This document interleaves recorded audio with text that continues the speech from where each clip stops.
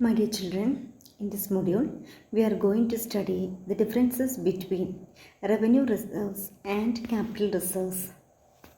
As we know, capital reserve is a gain which arises either on the sale of long-term assets or in the settlement of liabilities.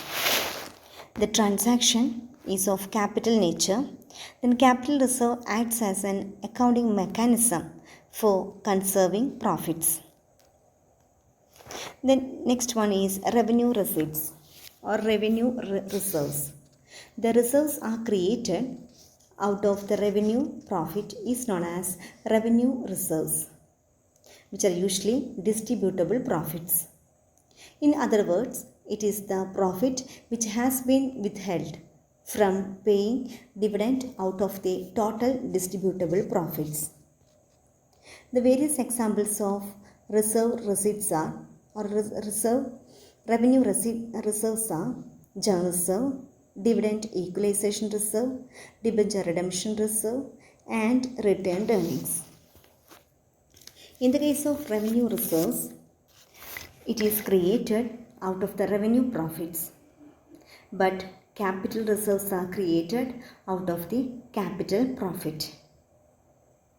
Revenue receipts are created to strengthen the financial position of the business concern. But capital reserve, it is created for compliance of legal requirements or accounting practices. In the case of revenue reserves, a specific revenue reserve can be utilized only for the earmarked purpose. A general reserve can be utilized for any purpose, including distribution of dividend. But in the case of capital reserve, it can be utilized for specific purpose is provided in the law. Revenue receipts can be used for revenue as well as capital purposes. But capital reserve can be used only for setting of the capital losses or other purposes specified by the law. Revenue reserves are created to meet the future contingencies or for some specific purpose. But in the case of capital reserve, it is created as a legal requirement or accounting practices. Capital reserves cannot be used for distribution of dividend, but revenue receipts can be issued for the distribution of dividend.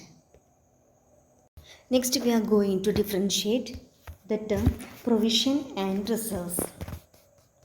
In the case of provision, it is a charge against profit, but reserve is the appropriation of profit. Then provision is created for a non-liability or expenses which is not certain. But in the case of reserve, it is made for strengthening the financial position of the business. Then provision reduces the taxable profits. But reserve, it does not affect on the taxable profit.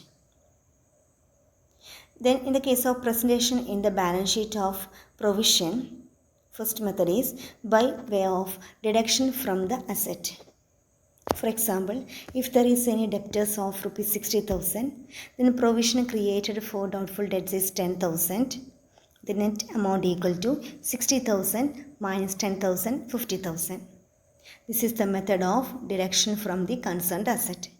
Then another method is in the liability side along with the current liabilities. We can show the amount of provision for doubtful debts on the liability side of the balance sheet under the heading current liabilities.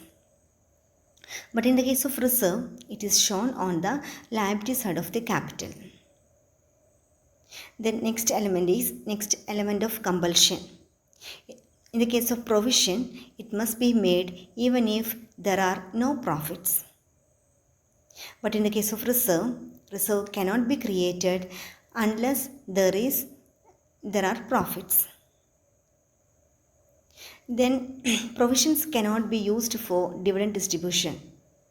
but reserves can be used for the distribution of dividend.